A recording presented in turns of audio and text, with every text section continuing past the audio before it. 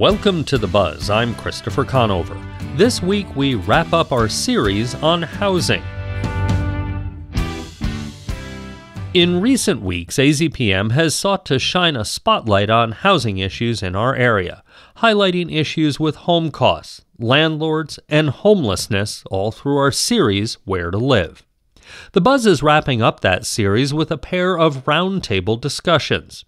We start this week's show by talking about homelessness. Joining us for this panel were Brandy Champion, the City of Tucson's Housing First Director, Tisha Tallman, CEO of the Primavera Foundation, and Atticus Jarmillo, a housing policy professor at the University of Arizona. Our conversation starts with the question of what we know about those who are unhoused in the area. Brandy Champion was the first to answer. It's multifaceted. There's many unhoused people. Right now we're seeing a lot of elderly be attritioned out of their housing, quite frankly, because they're on a fixed income. Developers are coming in and putting some new linoleum and paint on the walls and calling it a $1,400, $1,500 one-bedroom apartment. People that are getting $800, $900, $1,200 a month just can't afford that. So we're seeing some first-time homeless folks, and quite frankly, they're embarrassed. They've never been homeless. They've never experienced this, and they're coming forward now, and we're seeing some of these in our shelters.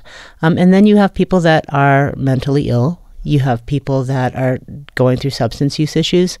What the main cause of homelessness is a catastrophic loss of family. And we know that, right?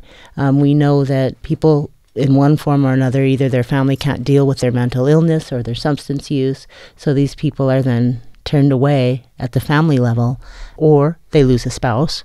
God forbid the person's not working or doesn't have a source of income. And where do they go? They go to the street. We see a full range of individuals and families and children who are experiencing homelessness. The trend, however, from what the data is showing us in regards to our unhoused population here in southern Arizona is we're seeing a trend of increasingly older individuals and younger individuals.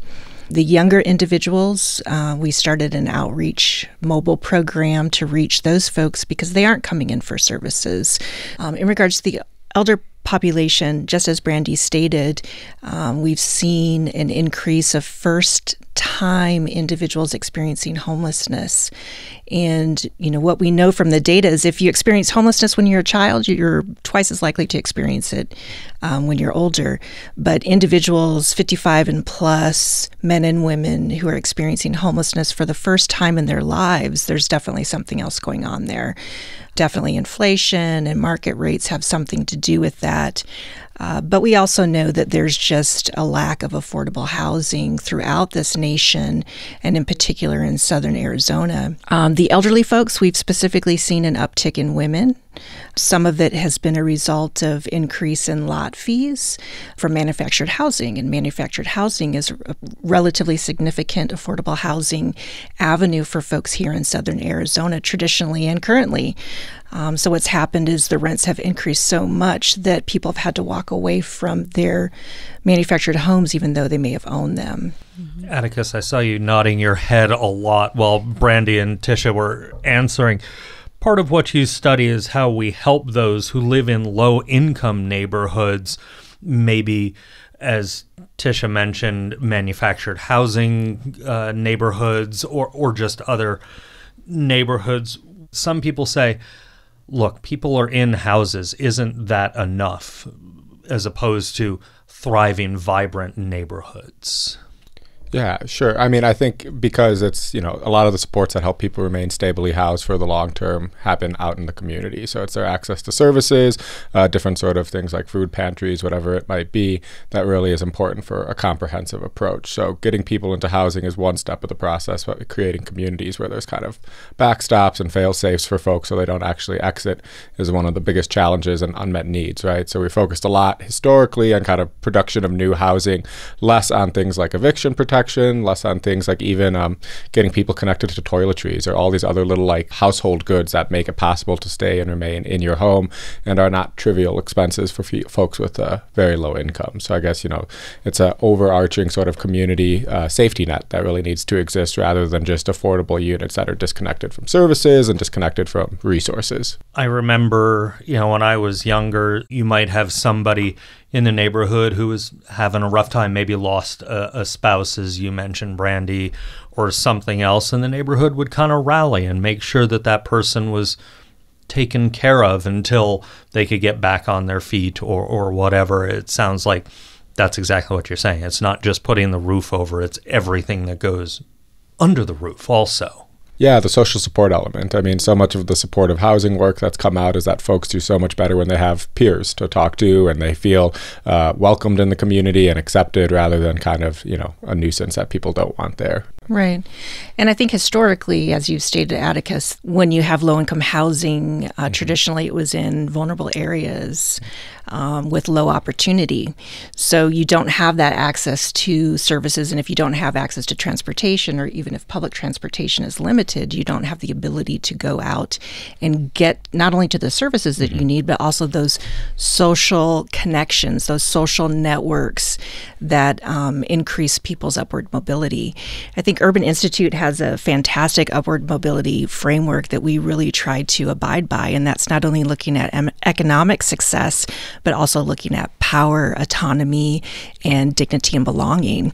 So some of the things that we've worked on not only account for getting people housed, but making sure that there's a support system around that with traditional and non-traditional supportive services. So community gardens, right? Transportation services, outreach needs.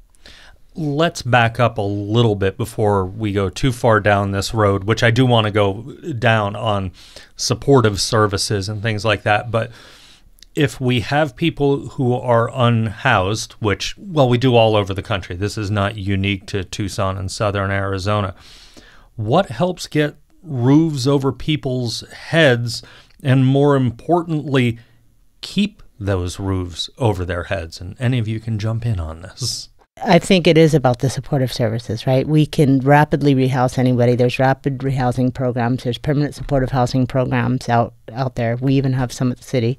But actually providing the case management services that go with that. So going to that person's home and making sure that they're living comfortably, that they have what they need in the way of groceries, that they have any other services they need, behavioral health, medical, anything that they need in that home, keeping them housed and having somebody that they can count on and depend will be there if they need whatever it is, that there's somebody actually coming to check on them and are caring for their daily living needs, quite frankly.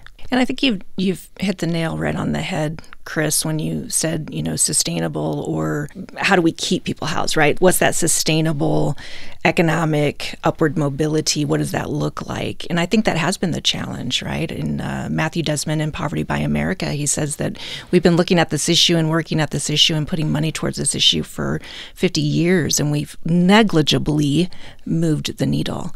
So I think now we're at a point where we're looking at it differently, right? It's not just about providing the Band-Aid. It's not just about providing services. It's providing those supports that people need and that people ask for. So, right, that's the dignity, belonging, and power and autonomy. We need to include people in decision making, right? So it's no longer just providing what us as providers think that individuals need. It's us co-creating solutions with our participants, with our residents. What do they need?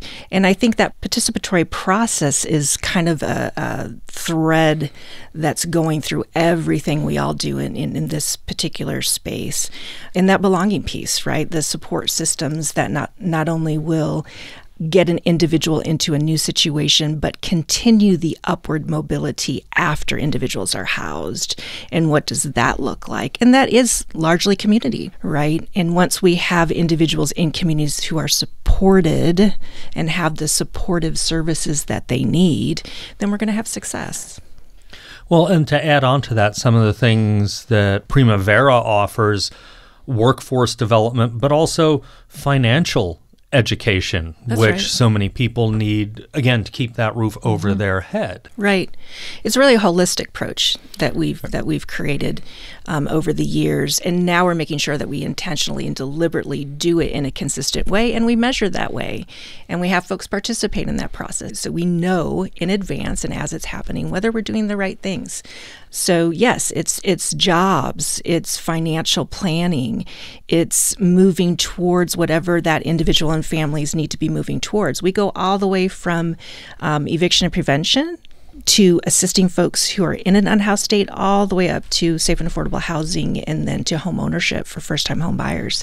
So, we see the progression. It doesn't mean, anyone's life is linear, because we all know our own lives aren't linear. So true. Right? Yeah. So people come in and out at different phases and get to where they need to for their definition of what economic success and belonging looks like to them and their families.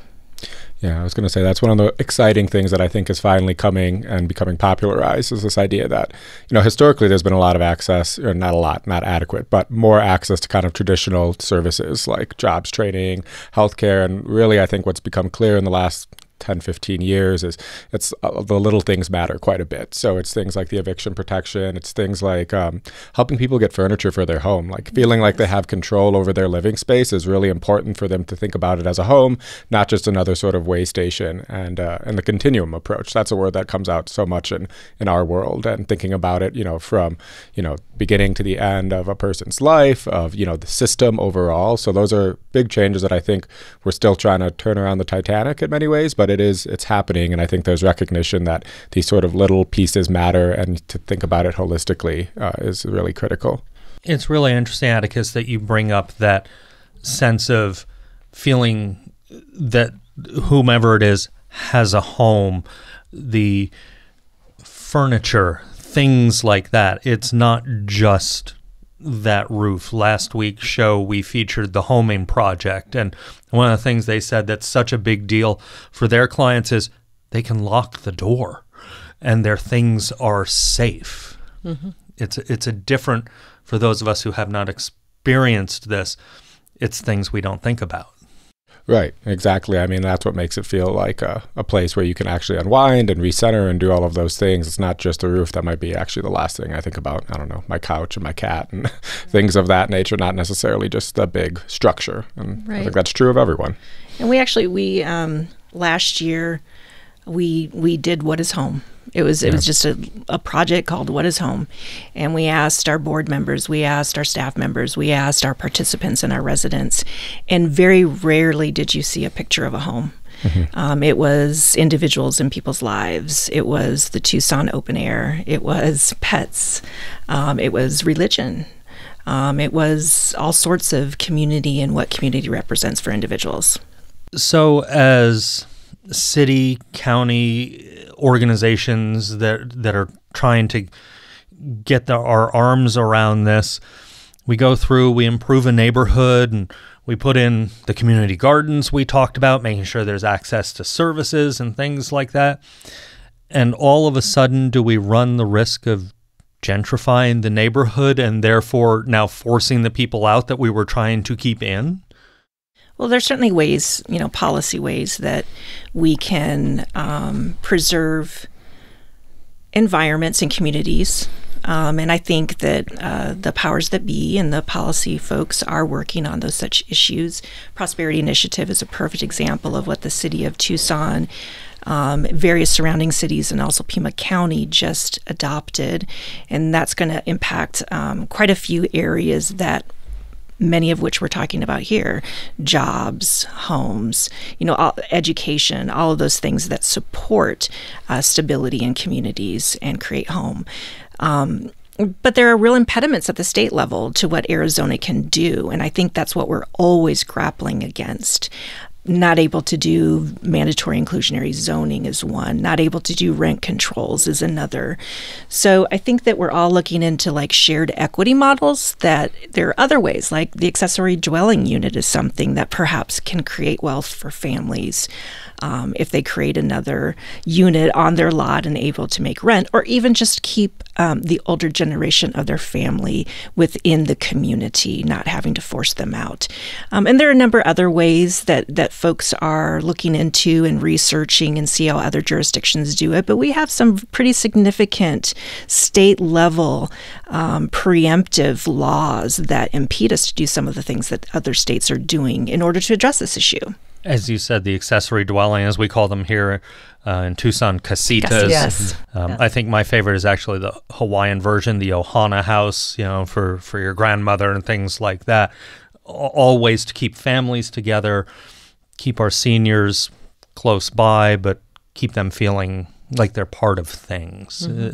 It sounds like that's such an important part, whether it's seniors, grandparents or whatever, or anybody. It sounds like so much of this is mental, and not necessarily the mental health that people think about, but the mental feeling like you belong, feeling like you have a purpose. And that's one of the big challenges in a lot of states. I mean, I've lived in North Carolina, Wisconsin, and here now. And in most of those states, you see kind of the state government putting localities in a straitjacket where they don't have the ability to really solve their own problems in a way that would make the most sense. So that's when you can see a lot of limited opportunities and limited, kind of solutions when you don't have the bandwidth to do, or the latitude to do what you want to do.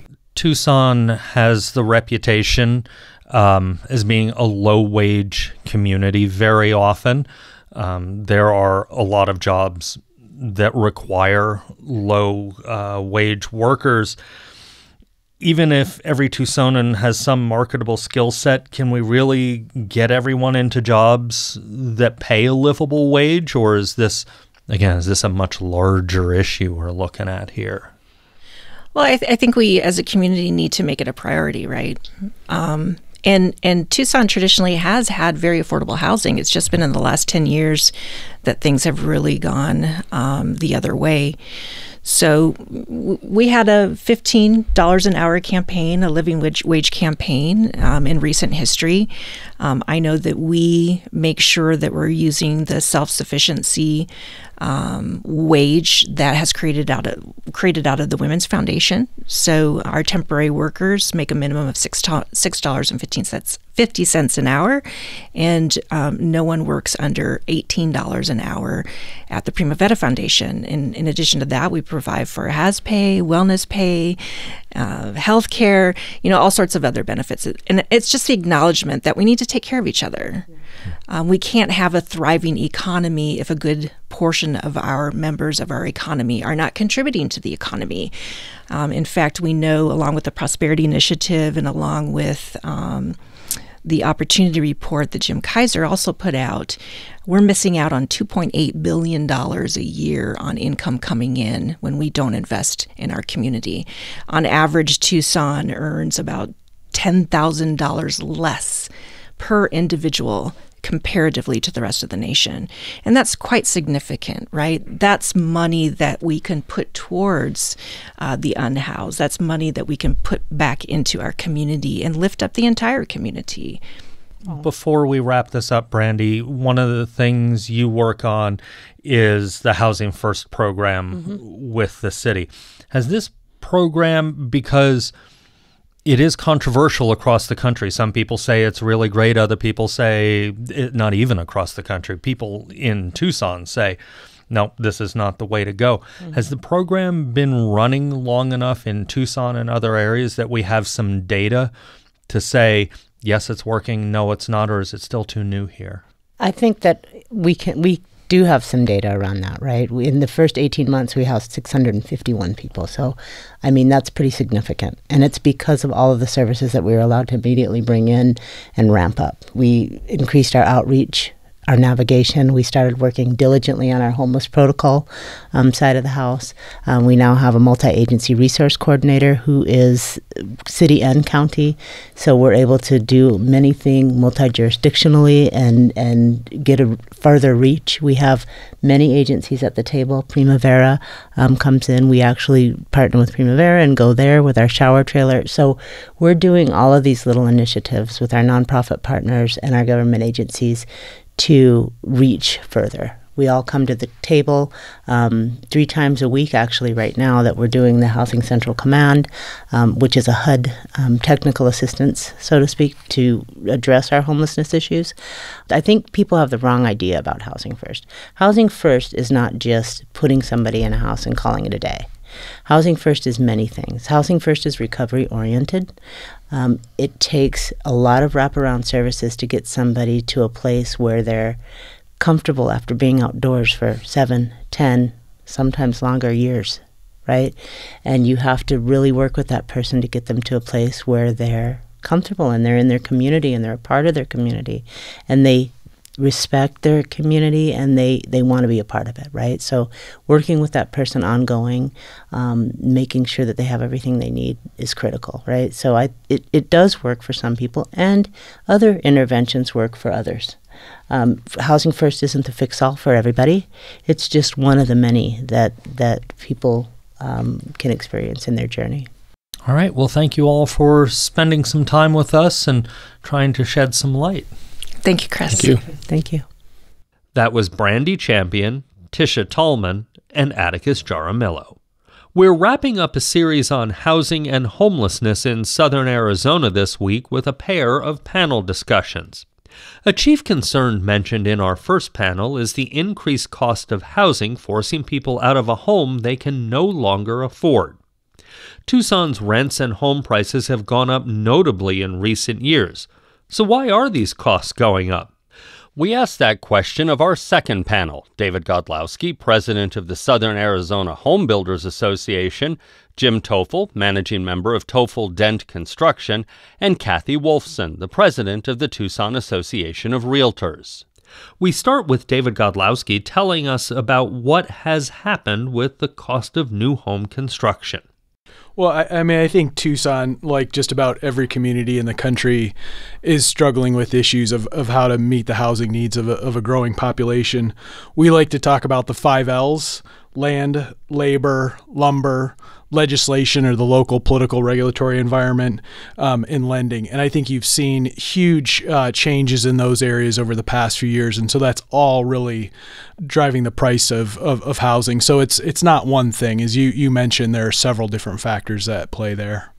And Jim, is that the same for multifamily housing, or is it different, more complicated, less complicated? I think lending is probably the biggest thing right now that's affecting new construction. We're not seeing a lot of new starts on the multifamily side right now because of where interest rates are.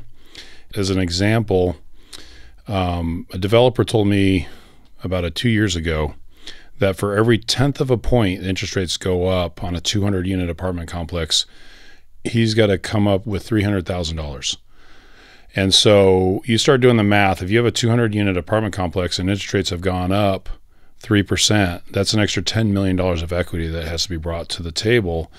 And there's a few guys out there that are well-heeled enough to handle that. But the lion's share of the guys that are doing these projects don't have the capability of being able to raise that kind of cash.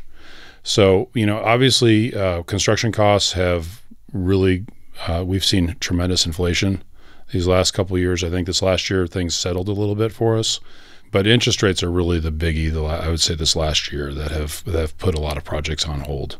I want to put a pin in something you said about costs, but I want to come to you, Kathy, when it comes to interest rates and people talk about buying homes. Of course, everybody is talking about mortgage rates, so it obviously plays in on the after construction when you come in as a realtor. Correct. Our price increases since pre-COVID through the state have gone up almost probably 60%.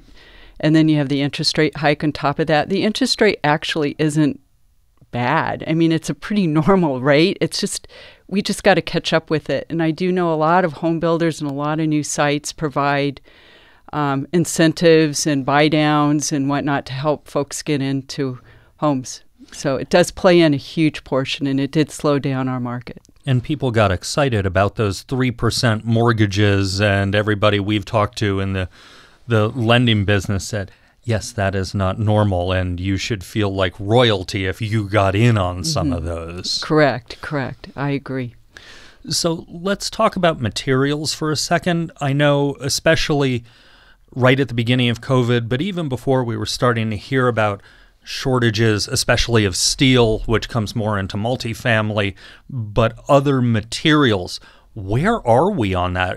And obviously, shortage means if you can get it, you're going to pay more for it. So where are we on all of that? Material prices are still elevated, and the numbers that I've seen for home building, lumber specifically, is somewhere in the range of $30,000 to $35,000 per home, just in terms of the cost of lumber. That doesn't include, you touched on steel, gypsum, any of the other type of materials. So I think they've somewhat walked back from the exorbitant numbers during the pandemic, but at least on the residential side, things are still significantly elevated for material pricing.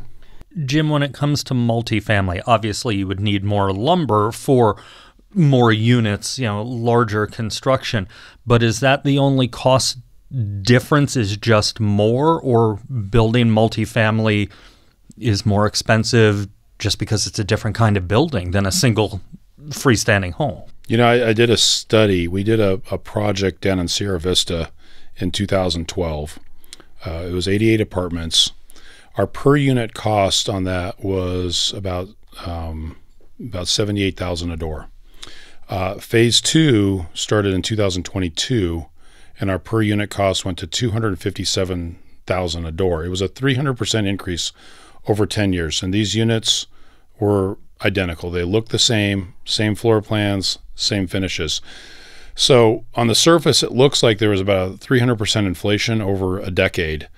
But when you kind of dig below the surface, there's more going on than that. So, our slab was 1.5 inches thicker. There was more post-tension cables. Our exterior walls went from 2x4 to 2x6. So that instead of our 13 insulation, you had our 19 insulation. It was better windows, better air conditioners, better water heaters. So from an energy perspective, the new homes, even though they look the same, were using about a third less energy. So they're more efficient. But, a lot of that comes with a cost.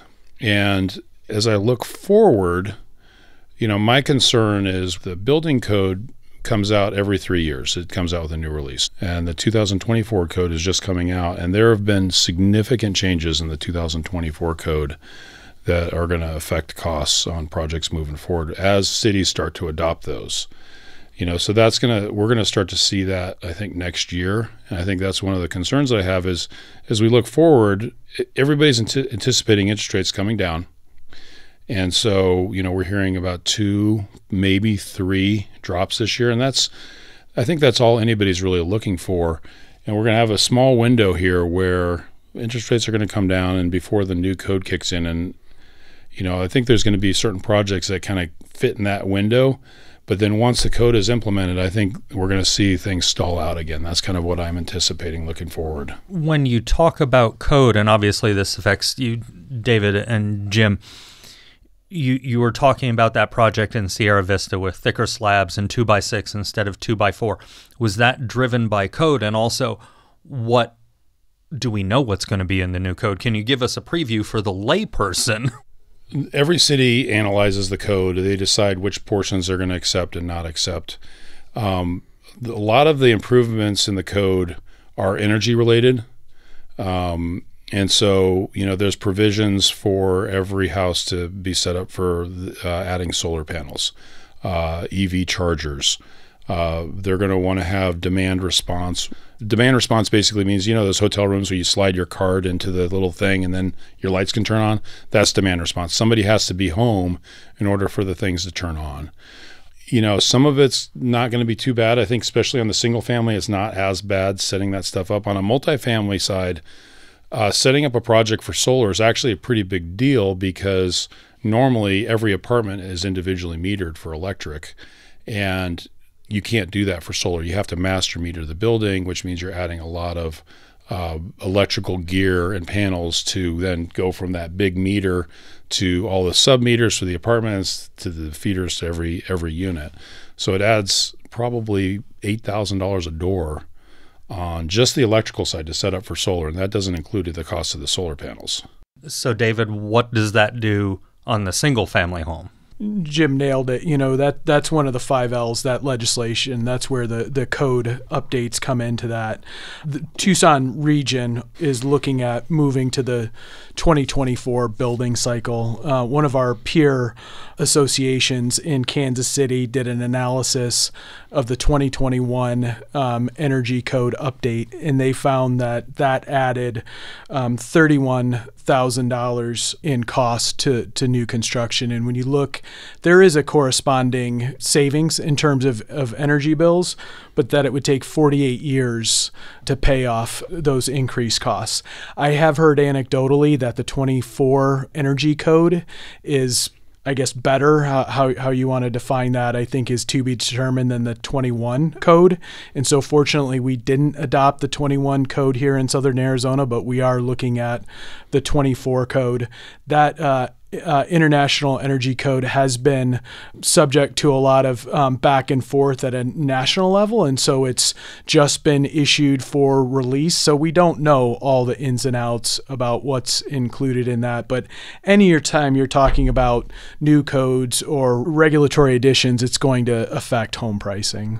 So when we affect home pricing, Kathy, we come back to you.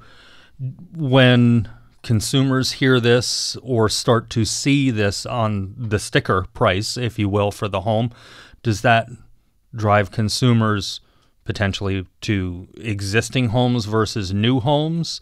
Or is it a rising tide rises all boats? So now my existing home, when I try and sell it, if there's a new neighborhood next to me, I get the benefit. How does that work on your end? Well, there's a lot of layers to that too as well. Now, I think all of it'll drive some people to resell because it's going to be less expensive. However, there's not many homes. And also for the expense right now, they could probably tell me what the average new home price is, but the median price of home right now is about $370,000. The average is about $460,000. You take that in the middle, and around a $400,000 home, you need a household making medium of $110,000 if they have a car and a little bit of debt, whatever. $110,000 when the city of I don't know the city of Tucson, but this area, it's $64,000 is the median income. So there's a problem right there. It'll probably bring home prices of surrounding neighborhoods. I will say that the consumer, they love energy efficient. Well, Tucson loves its solar, especially. Tucson loves its solar. I would say last year in my resale, I probably sold 30% of my homes had solar. So it is moving in that direction, and we're all getting electric vehicles. So new homes really are very efficient already, energy efficient. They make my own old home I'm very sad in my old home when I see those. Let me change gears a little bit. Okay. And Kathy, especially one of the things we've heard a lot about, good and bad, but a lot of people are talking a little bit about the bad side about this, is out-of-town investors coming in and buying homes or buying whole tracts of homes and things like that, and therefore driving prices up.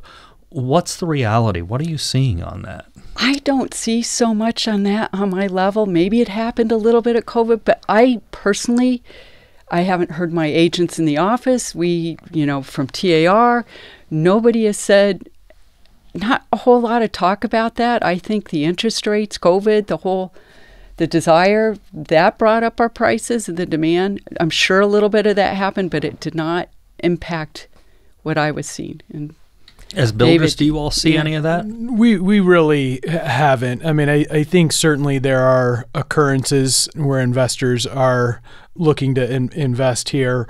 But if you look at home building, we're this year hopefully going to permit 4,500 new homes. And I think that the vast majority are owner occupied, that they're not being purchased by investors. So I think there may be some of that, but it certainly, to Kathy's point, hasn't risen to the level where it's kind of an industry-wide concern or problem. How does that 4,500 compare to the peak?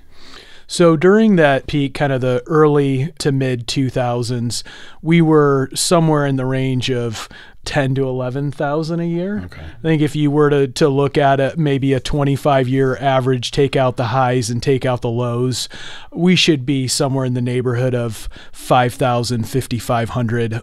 And so we're still behind where I think we really need to be able to keep up with demand and meet our future housing needs.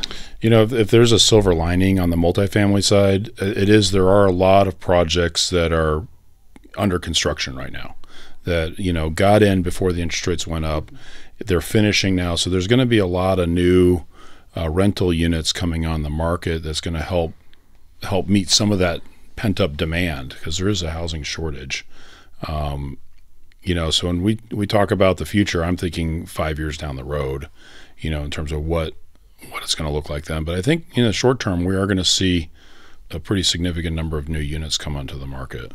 You bring up something interesting, talking about in the future, short term, 5 years down the road. We talk about, Kathy, a lack of inventory, especially of new homes. David, you mentioned 4,500 new permits. So how long does it take to build, and I'll start with you, David, and then come to you, Jim. How long does it take to build a new home from, okay, we're going to build it so that the inventory of single-family homes catches up? That's another key element in the way the market's playing out. Pre-pandemic, it was taking maybe on average 4 to 6 months to build a typical new single-family home. There were times during the pandemic where it was taking 10 to 12 months.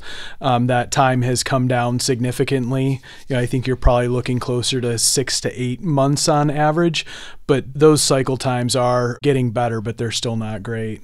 And for a multifamily development, how long does that take? Much to the developers that we're working with chagrin, a lot longer than it should. So we're seeing on a typical multifamily, like 200 to 300 unit project, is running 24 to 30 months total construction time. In terms of pre-construction, the time it takes from inception to the point where you can close a loan and begin construction, that's anywhere from, on the short side, 1.5 years to, we've had projects we've worked on for 4 to 5 years, on the pre-construction. And it's like the construction piece is the easy piece. So it can take anywhere from 5 to 7 years from inception to completion. So we can't just snap our fingers and build our way out of this by the end of 2025 kind of thing. This is going to take time. No, and Jim's right. The question was about the kind of the vertical construction portion of it, but there's a lot of time in the planning and development side. So for a new subdivision to get ready to build that first home, it can take 12 to 24 months. So really, in total, you're looking at 2 years for new subdivisions coming out of the ground and those homes being built.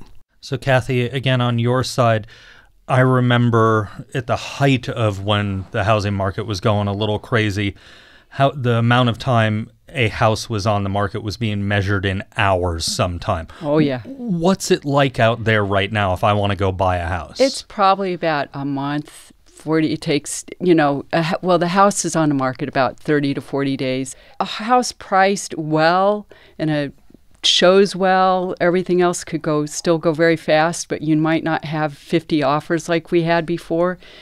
You actually might have time to go back and see it again. It's relaxed a little bit. We still need more houses. We need affordable housing. We need to get new people in. It builds wealth. It builds stability. That's key. Once they get out of these apartments, we want them to get them into homes and start raising families.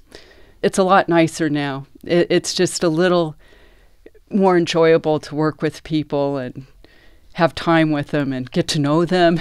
I think that's the strongest argument for home ownership, is it locks in your your price. With rents, when there's a significant shortage, rents can go up 10 to 15% a year. And when you own a home, you're locked in at that rate. And it seems like people talk a lot about the equity and everything, but for me, we bought our house in 2018, and so we didn't see a lot of the inflation that's occurred in the housing market because we were locked in at that rate when we purchased it. That's absolutely correct. You're stuck on your monthly rate. It's perfect.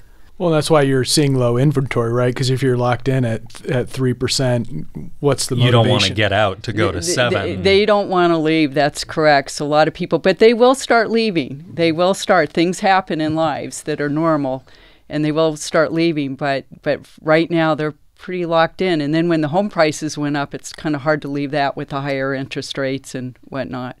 But we need to build more houses. That's our answer. All right. Well, we will leave it there. Thank you, all of you, for coming in and hopefully shedding some light for our listeners. Appreciate it. Thank you. Thank you for having us. That was David Godlowski, Jim Toffel, and Kathy Wolfson. And that's The Buzz for this week.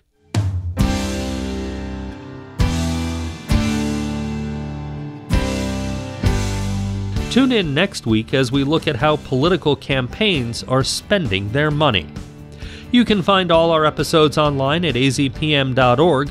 There you'll also find the whole series, Where to Live. Subscribe to our show wherever you get your podcasts. Just search for The Buzz Arizona. We're also on the NPR app. Zach Ziegler is our producer with production help from Desiree Tucker. Our music is by Enter the Haggis. I'm Christopher Conover.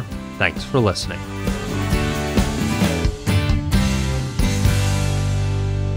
AZPM's original productions are made possible in part by the Community Service Grant from the Corporation for Public Broadcasting and by donations from listeners like you. Learn more at support.azpm.org.